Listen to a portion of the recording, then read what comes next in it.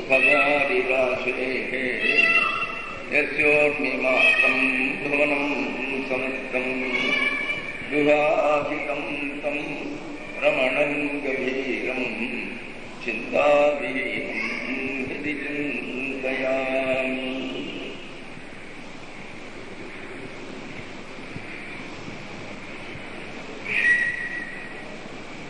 Yesterday we saw that the Lord started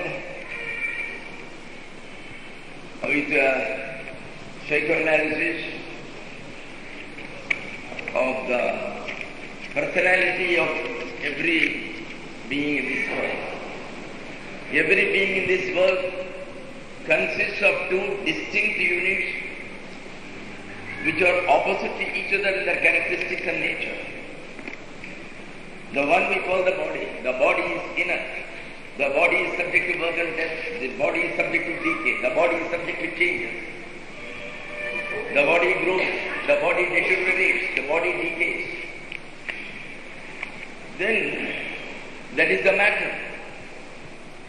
Then there is a spirit inside, which is absolutely different, which that he called as Kshetra. And inside the Kshetra, see the word Kshetra, in Tamil we use it for holy places and temples. We said the place of pilgrimage, I went to a Kshetratana, I went for pilgrimage. What is a Kshetra? Kshetra means a place where the Lord is there, where the Bhagavan is kept separately, where we in a special way where we worship a Lord. That place is called Kshetra. So this body is called Kshetra because the Lord is very much here. So it's a holy place. It's a Kshetra. And as I said, Kshetram, actually it means a field, a land which can be tilled, which can be plowed, where if you want you can put weeds and thorns. The entire thing will become a wild jungle which will be of no use to anybody. Or you can put some beautiful seeds. The seeds are forbearance, forgiving anybody's faults, looking at all with equal vision, equanimity of the mind. All these things are all beautiful seeds. If put and cultivated in the land, it will be a very great benefit to the individual, to the personality. So we can say the Lord who is called the Atman, who is called Kshetrajna, who is inside, that spirit or the soul, the individual soul, who is identifying himself with the body, thinking that this is my body and I am the body. If it is my body even, it does not matter that much. But it's a question of saying that I am the body. So which is working in the misapprehension that it is the body, the Atman. He is called Kshetrajna. Kshetrajna means the one who knows the field thoroughly from top to bottom. That means we can say if that is the garden, he is the gardener. Naturally we will think, as there are millions and billions of bodies in the world, so each body should have a different gardener, different Kshetrajna. No. Because in this case, the gardener is not a hired gardener from outside. He is the owner of that garden. The owner himself has got horticultural interest, so he himself is growing the garden. Otherwise, nobody can look after a garden better than the owner. So he is looking after it personally, he has got a personal interest in keeping it. It belongs to him. So the Atman with the Kshetrajna, he is also the owner of the house. That is, he is the ultimate Lord, that supreme being, that supreme consciousness who may call as God, or who we call as Brahman in the Vedantic term. That supreme being who grows. The word Brahman has come from the word Brih. Brihat means big. Brih means to grow, grow, grow. Brahman grows to such an extent that he occupies all. There is nothing where Brahman is not. So that is why he is called Brahman. Brahman. The Brahma is different and Brahma is different. Brahma, the Supreme Being, is Napumsakalinga. Because you cannot categorize the Lord as either as male or female. He is neither. So he is called the neutral gender. While Brahma, who is the creator, who is one of the creatures of the Supreme Being, he is Pullinga, he is considered as masculine, according to the terminology of Sanskrit. So, the next point he comes is, without it there cannot be any moksha. Without that ultimate idea, we can never get salvation. Whatever we may do thousands of sacrifices, thousands of yagas, thousands of japas. No, you can never get to salvation unless you come to this. No meditation will be of help to you. This is the basic fundamental thing, that the Atman inside me is not an individual Atman. It is not different for different people. Just like that one whole electricity which is generated, that is what which goes into all the bulbs in the entire state. The electricity from the Tamil Nadu electricity board, from wherever it is generated, it goes into thousands and thousands of bulbs, irrespective of its power. It may be a 0 watt, it may be 60 watt, it may be 200 watt. It is that which goes and activates all the bulbs. In exactly similar manner, there is only one Atman in all the bodies, and he is it who activates the vital breath or the biofoods, who activates the body, who activates all the senses of perception, who activates our hand, feet, whatever you may see, everything is being activated by him. He is the one behind it all. He is the one behind the mind. He is the one behind the intellect. He alone is. So that Brahman and the Atman are one and the same. So this is called Atma Brahma Aikya Bhava. And that Brahman is not sitting somewhere in one corner of the world. He is very much in all the beings. So the Sarvatma Bhava. So there are only two things which we should know. That I am not an individual, I am the universal totality, which is a conscious being, which is the supreme conscious being in the world. You and I have got the consciousness which is not developed at a very high level. It has been suppressed. That supreme being is itself the consciousness at the highest level. It is the purest and the most complete consciousness that you can ever think of. So there are only two things to be known. I am not the body. The body is in us. Then what am I? I am that Atman. Oh, then are there different Atmans? No. This Atman is the same as that one Supreme Being. It is that one Supreme Being who is inhabiting all the bodies. And as he is in all the bodies, obviously the best of the qualities are cultivated. Because when once you know that everybody is that Brahman, is myself. Myself, that is the Atman, is the same as the Brahman. So my own self is occupying everybody. Everybody's self is not different. So when once I know it is myself in all these forms, you will not have any enmity with anybody. You will not be hostile to anybody. You will not treat anybody as your enemy. And will be in very good happiness with all. You will establish a relationship of harmony, kindness, love, and mutual help, mutual understanding. All these things will be to the maximum. There will never be misunderstanding between husband and wife. There will never be misunderstanding between you and your neighbors. There will never be misunderstanding between you and your son. So everything will be in a perfect condition, because you know pretty well the conditioning of the mind is different all from the body. That is why there are various differences, but ultimately the inside is pure gold. There is the Brahman. So that is what he is now coming.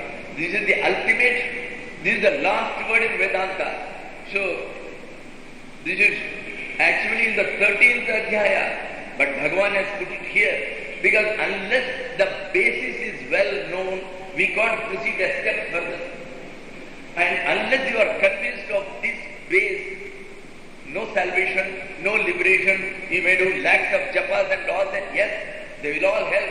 In due course, it will result in Chitta Shuddhi, your mind will get purified, and after about 100 verse, the Lord himself will come as a Guru, then he will teach you the same thing, that Tattvamasi, you are that, and that will be. Yes, they will all do, but we are all in a hurry. How long are we to take our birth and death and be subject to all these miseries, hardships and sufferings? We have to end it as early as possible. That's what everybody wants. So if you want to end it as early as possible, it is essential to have this substratum truth fully embedded in our memory, that I am not an individual, I am the universal. I am that universal which is in all the beings, that Ekatma Bhava. This much is the base, and this is the final truth. Kshetrajnam chapi mam vidhi sarva kshetreshu bharata. Hey Bharata, he is addressing Arjuna. Bharata means, there was a very great king called Bharata, who was the emperor of the entire Jambudvipa. See, the Jambudvipa was very big. It comprised of the Asia, Europe, everything completely perhaps in those days. That is what we understand from Bhagavad. So this Bharata was a great renowned king of repute. He comes from the same lineage, and that is why he is called Bharata. Bharatasya apatyam puman Bharata. The one who comes in the lineage of Bharata. And this country is called Bharat. Why is it called Bharat? Because all the people in this country were all engaged only in cultivating their spiritual life. They were all intent on divinizing their life, and ultimately everybody wanted the ultimate truth or the jnana. And that is why all the shastras we ever studied, whether it is Shilpa, architecture, whether it is music, they all made it as part of our spiritual scriptures. See, now music we think it is separate. And nowadays music contains all dabba music, containing all sorts of things. It doesn't contain anything about the Lord, anything philosophical, there is nothing there.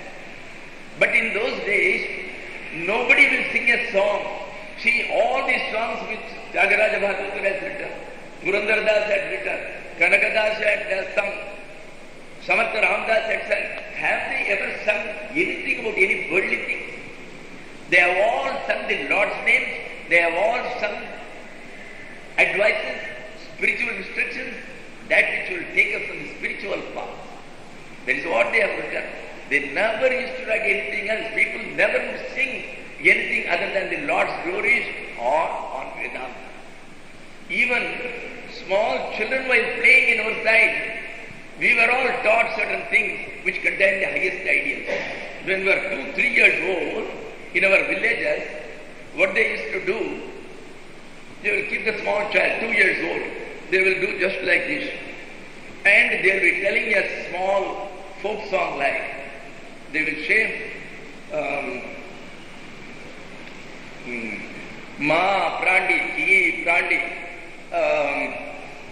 Unga Appan Dalala, Enna Param, Enna Murcha, Enna Moham, Kaka Param Tinnavane. I have forgotten all those things because all when we were 2 years old in our villages people used to sing. You see, they have all got a beautiful ideas. See, we used to tell in a very colloquial way, Ki Prandi means Gita Piranadi. She is the Lord who has taught the Gita, you know that? Ki Prandi, Ma Prandi, Ma Piranadi, the one who is the consort of the Lakshmi. She is called Ma Prandi. And then Ungappan Dalela Enna Murcha. Why? Your father is, why he is intoxicated and he is having a murcha. He is having his avidya or ignorance. Why? Kaka Vazhapuram Tinnavane. Kaka Vazhapuram means the past actions, the fruits of past actions. Pazham means fruit. So, the fruits of past actions, that is why your father is like that. See, this sort of things used to be told to a small child. And when the child is in the cradle itself, we used to sing songs of the highest philosophy. Many people are not aware. Very simple things we used to sing. Yararo, Yarivaro, Nanvetren, Niverandai, Naranin, Tirigurbayal, Araro. Simply Araro, Ariaro, they don't know what they are talking. Yaro, Yarivaro. Who is this person? Where from you have come? So, see, this is how from childhood it has been put inside us. That's what I would say. So that was the days. So bhayam rataha iti bharataha. So everybody was interested in that final jnana. From childhood onwards it was infused and embedded in us. That is how we were doing. So he Bharata, sarva kshetreshu kshetrajyancha api mam vidhi. In all the bodies, don't think that each body has got a different gardener, that each garden has got a different gardener. No, there is only one gardener. He goes to all the gardens and he looks after them all finally, because all the gardens belong to him. He is the ultimate lord of all the gardens, all these bodies. So, sarva kshetreshu, in all the bodies, kshetrajyan chapi, that is the knower of the kshetra, that is the Atman, whom we call the individual soul, the one consciousness which is in each, that individual consciousness which makes you think that I am Shantananda, I am David, I am Krishna, I am Ramana. So that individual consciousness, that kshetrajna, don't think it is separate, mam vidhi. No, that is myself. That individual consciousness, it is not something separate which is put inside your body. It is that overall, that entire supreme consciousness, part of which has gone inside your body. That's all.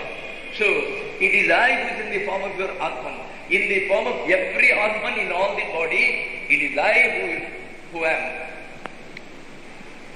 Kshetrajyan chapi mam vidhi. Know me as the Kshetrajna or the Atman also. Api. Then he says, Kshetra kshetrajneo jnanam yatta jnanam matam. It is very essential. What is the ultimate knowledge? The ultimate knowledge is only to know the relationship between the individual soul, the supreme soul, and the world. And obviously, once you are thinking of the body, when you know about the body is a representative of the entire microcosm, the entire world. Your body is part of all the various bodies. It is just like the other bodies only. So once you know completely about the body, its nature, its characteristic, where from it has come, is it real or not, or is it only a delusion? So once you know thoroughly about this body, and once you know the relationship between the body and the Kshetrajna. Kshetrajna means that Atman. Who is that Atman? How is it related to the body?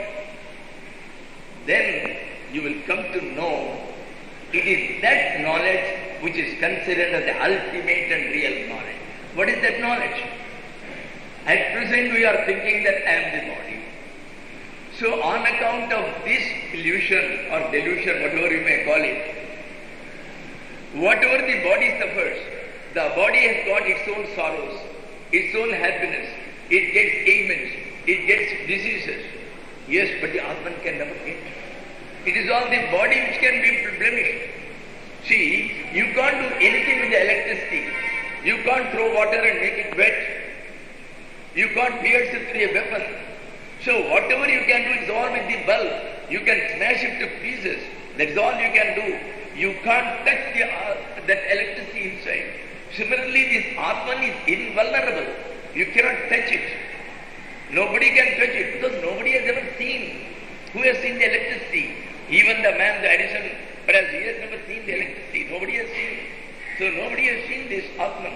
So the Atman is so sukshma. He is so subtle. You can't do anything with him. Then why is it then Atman is suffering? Atman is thinking that I am a finite soul. I am limited by this body. And as that it is miserable, it is sorrowful, it is not at all necessary. None of these things can ever affect the Atman. Then why is it the Atman feels then? Why Atman is feeling sorry? When you go for food, you say, I am going, that is the Atman. How are you saying that? It is just like it is all called the Upadhi. Upadhi means the external adjunct, whose external nature is superimposed.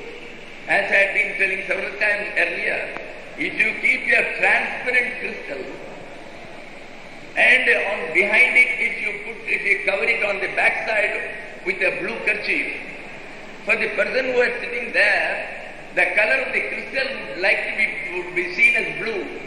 The blueness of the cloth, through what you may call a delusion of your eyesight, it looks as if the crystal itself is blue. The crystal is not blue.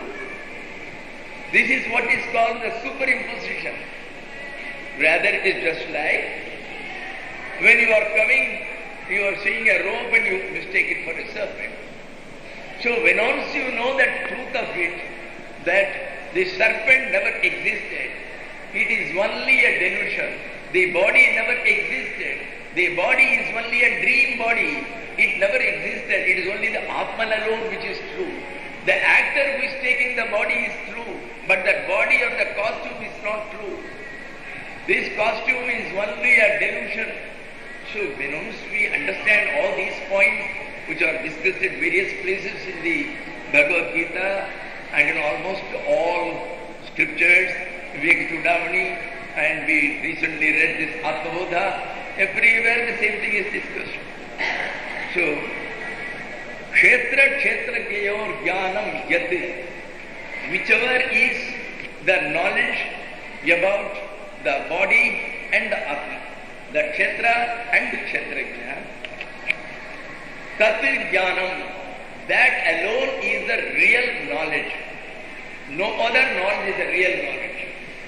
Any knowledge regarding botany, philosophy, you may get a PhD, you may do ever so many qualifications you may have, none of that comes under the term knowledge. Knowledge means the final knowledge which will liberate you from the bondage of birth and death, and that is the knowledge of the separateness of the body and the Atman, and the unification of the Atman with the Brahman.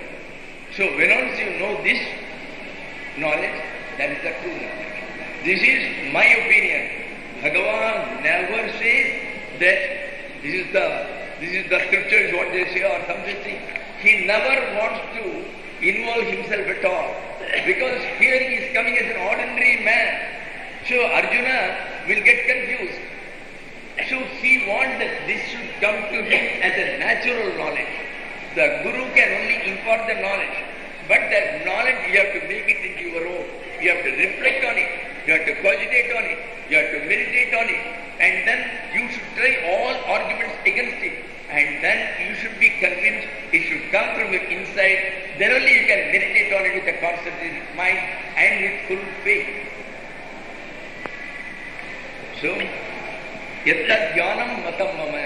This is the real knowledge. Now, Kshetra and Kshetrajna, the terminology, we have got another terminology also which has been used elsewhere in the Gita. Instead of Kshetra, we call it as Prakriti. Prakriti means Maya, Avidya, Prakriti, they are all synonymous terms. Prakriti is that force, that power of the Lord through which He creates and maintains this entire world. The Lord Himself, He doesn't do anything. He creates His Shakti. His Shakti, which is power, that is called the Prakriti or Maya. So, this Prakriti has created this body out of those 5 elements. It is the Prakriti which has created all those Ishwaras called Brahma, the Creator and all that. After creating the entire world, it has appointed them and it is helping them in the maintaining of the world, in the maintenance of the world. So, the Prakriti or the nature part of it is this body. It is the Prakriti which has constituted this body. The body is made up of the three gunas. How is the body? The body consists of three gunas. It is that which makes us do specific actions. So the various actions we do, they are dependent on the constituent building blocks. The three building blocks by which everybody has been made is the Sattva Guna, the Rajo Guna and the Tamo Guna. So that is why we call it Prakriti. Then the Supreme Soul or the Atman, he is known as Purusha. Purusha means the final being. Now, we come to the next shloka which has been considered by Bhagavan as the ultimate. This is supposed to be the best of all the shlokas. Out of 700 shlokas when Bhagavan was asked, you please select the most excellent among the 700 shlokas. Bhagavan selected this. That is the one which I am now going to read now. Ahamatma gudakesha sarva bhuta sajastitaha ahamadishcha madhyancha bhutanamanta evacha.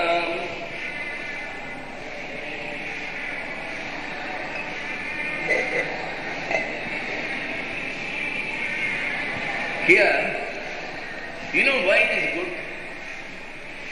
The first line is meant for the best of the aspirants, whose antenna is so well developed, they can grasp the highest truth and who can do the spiritual practice in the best way possible, so that in the shortest way available, within the shortest time, they will be able to get their salvation. So the first line is meant for meditation for the best of the aspirants. The second line, which of course is followed by various other slokas, in that context it has to be interpreted. The second line is meant for slightly inferior people whose brain or whose power of grasping is not that high. So we grade aspirants into three categories. The Uttamadhikari are the highest, Madhyamadhikari or the mediocre, Adhamadhikari or the lowest one, the inferior most. Adhamadhikari normally we ignore because he has to develop in due course. Only when the automatic thermostat, the divine thermostat in him begins to wake up, then automatically he will come under this mediocre category. The lowest category is one who is not even bothered about the Lord, who is freely indulging himself in all the sensuous enjoyment. So there is no use of talking to him. A man who is not going to come for the lecture, to whom are you going to lecture when he is not going to be present at all? So that is why he is ignored. There will be a time everybody has to finally reach the Lord, because that is your own self. A day has to come when you will know who you are, and there will be sufficient time at that time. So, the first line he says, this is actually which has already been told earlier, that he is now expanding a little more. That is, do not think that the Lord is sitting elsewhere in the heavens in room number 302 in third floor, but he is in every being, from the lizard, from the serpent, from the birds, from the worms, up to the Brahma. All the beings are all completely pervaded by that supreme consciousness known as the Supreme Being or God. Just on this alone you go on thinking that I am that Brahman, I am that Brahman who is in all. So if you go on meditating on this alone, one will reach that final salvation. So this is meant for the topmost adhikaris, and he has given us the way. Ahamatma gudakesha sarva bhuta sajastitaha. See, he is addressing in each sloka differently, because the Lord likes his bhakta so well. He likes it very well. See, my Gurudev, whenever he used to write letters, in one he will address me by name. In another one he will say, my dear friend. In a third one he will say, my dear Shastriji. So he used to address me because there is out of the love. Similarly, the Lord loves Arjuna so much. So, and he appreciates his various qualities. Somewhere he will say, Bharatapa, the one who has done the highest austerity to get the Pajupatastra, who went and fought with the very Lord Shiva himself and won. So, he used to address him in various ways, and here he addressed him as Gudakesha. Gudaka means Nidra, sleep. Isha means the one who can control it, the controller. Arjuna is famous for controlling his sleep. Even in the battlefield, he will tell somebody, look here, you just look after me, all the people, for 10 minutes let me sleep. He will sleep for 10 minutes exactly and he will get up. Since Gandhi used to do like that. He can sleep for only 3 minutes, he can sleep for 5 minutes. He will get up. He has got a alarm watch embedded in his heart. And similarly, Napoleon Bonaparte, he is very famous while going on the horseback. Suppose he has to gallop somewhere, he will say, till the destination let me sleep. Exactly when the destination comes, he will get up. For 10 minutes, 15 minutes, he will just sleep in the saddle itself. So, these are all people who can be called as Gudakesha, Gudaka, Gudakayaha, Ishaha, Gudakesha. The one who can control his sleep. But it has got a different meaning also. Guda means the dense and thick hair. A man who has got a lot of thick hair. Otherwise, when a man is half baldy and all this, it doesn't look so nice. So, Arjuna is very handsome. Even the great divine nymphs of heaven, when he used to go there, they used to get enticed by his beauty. So, Gudakesha also means, Kesha means the hair, Guda means that which is thick. Oh, the thick hair one. Aham Atma Sarva Bhutasya Sthitaha. I am the Atman, the individual soul, who is in the heart cave of all. Ashaya means heart. Sarva Bhuta means all the beings. Sthitaha means the one who remains. I am that Atman. Aham Atma. Sthitaha, who remains established where? Ashaya. Ashaya means the heart cave, heart means. I am just saying, because Bhagavan used to say, no, it is written there, Hridaya Kuhara Madhye. So, Hridaya Kuhara, so it's all that heart cave. There is supposed to be a hole in the heart, in which there is a very big region, which is called the Chidakasha. The infinite space is there, which is full of consciousness. And that is where the Supreme Consciousness resides, the Atman resides. So, Sarva Bhutasya Sthita, that is all. This is the only line for meditation. Go on meditating that the Lord is in my heart and He is the one who is in the hearts of all. There is nobody else, therefore, it is I who is in that form, it is I who is in this form, it is I who is in that form. I am in all the forms, so as such there is nobody but myself. I am the actor who has taken all the roles, so I am that Brahman. So simply sitting on this, the best of the aspirants will be able to get his salvation easily. So this is the easy meditation and the most effective meditation for anything. You see, there are two things. When a problem is given to you for finding some answer, there are two methods of starting. The one is, I do not know. So with the given hypothesis of various things, you go on developing it till you reach the conclusion. The conclusion will prove, yes, I am the Atman who is the Brahman. That is all. So we start by asking, who am I? So the who am I, the final, when the revelation comes and the enlightenment comes, then you become one with the Brahman. Automatically then the knowledge dawns, the self-knowledge dawns that I am the Brahman. The other case is, you go by faith, by whatever the scriptures say. It is an experiential knowledge. When you experience later on, you will know that this is the truth. So based on your faith on the Rishi's words, that you are nobody, you are not the body, You are no body, there is nobody. So you are no body and you are the ultimate Atman, you are the ultimate Brahman. So this is the second way. And both go to the same conclusion. Aham Atma, but this requires a deep faith. See, everybody who can't have that deep faith, that is why it's a problem.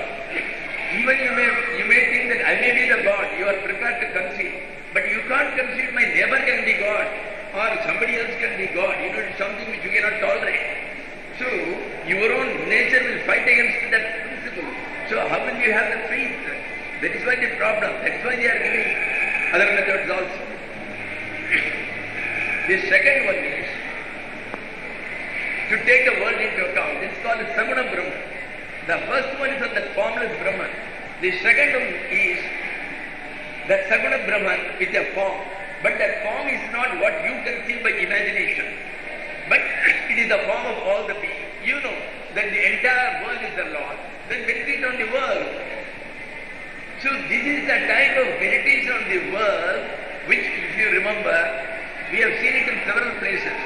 We saw it also in the Atma Bodha, where there is a shloka which gives you the two methods of meditation, the para and the apara. The apara is the various creations of the Lord. So you can worship the sun, you can worship the moon, you can worship the earth, you can worship the air, you can worship the fire. The Lord has got all these 8 forms. So similarly here, this is a different, it's a different variety of a similar meditation. Because next to it he is going to start. Here he says in this, look here, I am the beginning of all the beings in the world. It is I who have given birth to all the beings. It is I who have created them. And created them with what? If you create a pot, it should have a material cause. A material out of which the pot is created. And that is what we call as the clay. So clay is called the upadana. That is the material cause.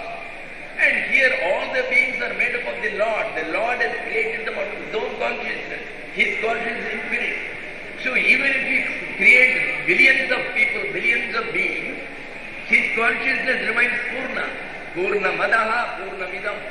So it's never exhausted. It is an inexhaustible, infinite source of consciousness. So He is the Upadana, He is the material cause. So He is the beginning of all the beings.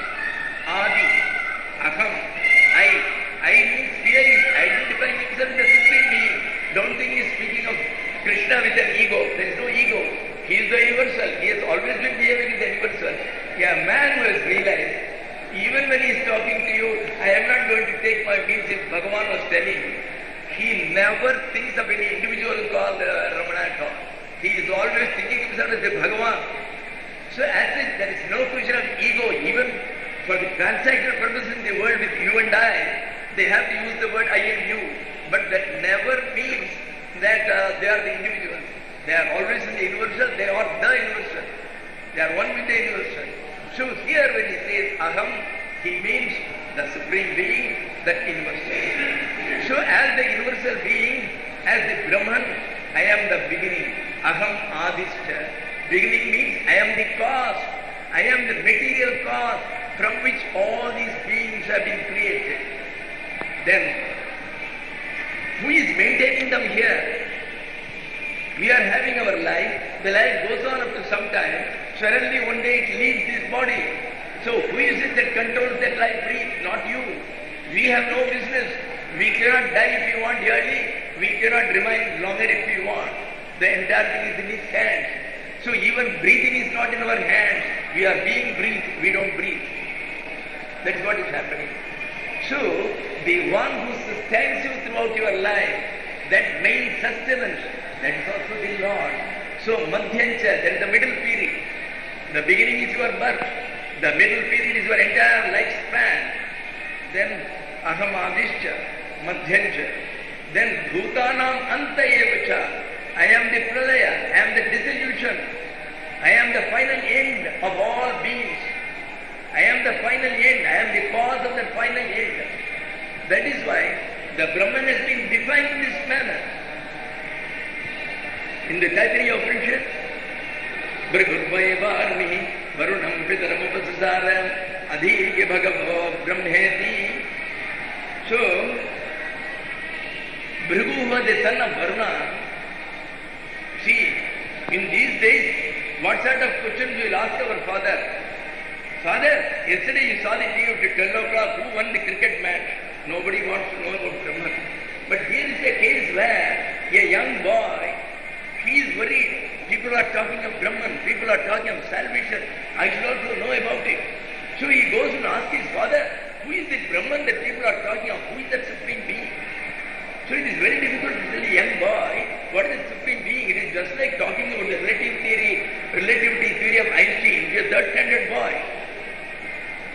But the father cannot prevaricate.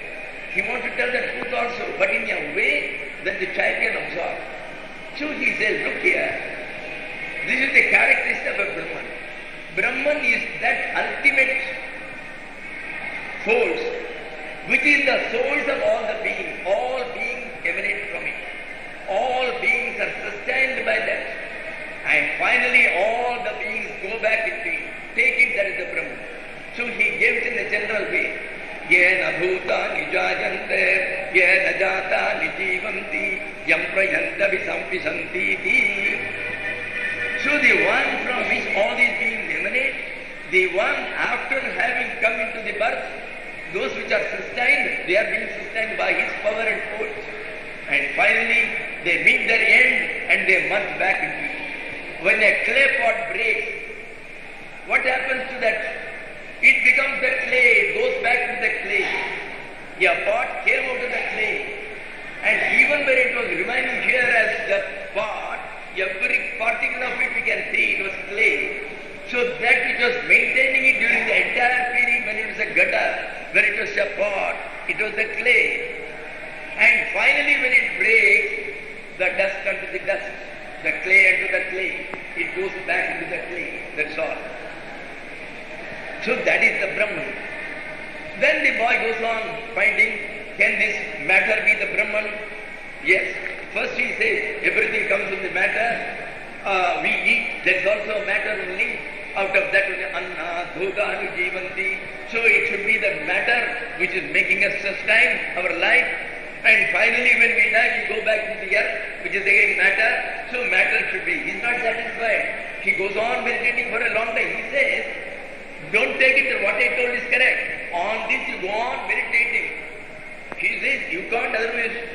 Tapatha Brahma Vijijñāsasva. If you want to know the Brahman by going and asking, by reading books, you can never have the least idea of what to know. The only way is you meditate on the self. Tapatha Brahma Vijijñāsasva. Only by tapas. Tapas means meditation. Only by that you can understand it. Tapo Brahmeti. That very meditation will become the Brahman. You go on, meditate, be concentrated, be asking, who is he, who is he, who is he? You either say, who am I? Or you say, who is he? The idea will be the same finally. Two, go on asking, who is the Atman, who is the Brahman? Go on asking and you will get the answer, because the Brahman is verily the meditation. Meditation is verily the Brahman. Tapo Brahmeti, like that it comes. So here he says, I am that. And you can also, now what is the meditation involved in it? This is going to be followed with this. Look here, you cannot concentrate and meditate on all the entire world. So you have to choose one of them and then you will have to meditate on it. How to choose? So the Lord is going to detail after this in the 10th Adhyaya, which is called the Vibhuti Yoga. That is the yoga of the glory and the splendor of the Lord. There he is going to say, in each species of things in this world, take birds, take mountains, take peaks, take some animals or birds. So in each, find out which is the most predominant and prominent among them, and you concentrate on it because it has become prominent, because it has got excess of the divine power in it. If there is a world famous cricketer who has been scoring centuries after centuries in all, and he is very famous. Take it that he has got an excessive amount of the divine power in him. So as such, if you want, you can concentrate on him also. In due course you will get it. So that is why he has given in this word what is prominent. He says, he starts, the very next sloka starts, Adityanamaham Vishnu. I am the Vishnu among all the Adityas. There are 12 Adityas. There are 12 suns. Out of which one of them is Vishnu. So, you cannot concentrate on the 12 suns, Bharga, Musha, like that. There are so many suns there, Aditya. So you can't concentrate on all the 12. Choose one. This is the best out of them. Vishnu himself has taken the form from Aditi's body. So he is called one of the Adityas. Vishnu is one of the Adityas. He was born in the womb of Aditi. That's why Aditya means the one who is born to Aditi, the wife of Kashyapa. So Adityanamaham Vishnu. Then later on he says, Meruhu Sikharinamaham. Among all the various peaks, I am the Mahameru. That Meru peak, it's a golden peak. It's one of the highest. And Ashwatthana, he says, I am the Ashwatha among the Vrikshas. Ashwatha Sarva Vrikshanam. Among the trees, you can't go and pray to every coconut tree and every plant. There will be cashew nut tree, there will be so many other trees, you can't go. You can't think of it because then it will be distraction. You have to concentrate your mind, you have to meditate. So the best thing is, he says, you take this people tree, and that is why even Lord Buddha went up to the people tree and he got his meditation. Who knows, he may have been meditating even on the Ashwatha or the people tree, we don't know. So, this is the way of meditating on the best among the worldly items, species-wise if you take, this is the best among that species, this is the best among that species, like that. Among the various birds, I am Garuda, I am Vainateya. Then you concentrate, you like the birds, you are a man of zoology, and you like all birds, well and good. Think of Vainateya, think of Garuda, think of his beak, think of his wing, think of his body, the golden body, go on meditating on him, saying that he is the Brahman, he will reach.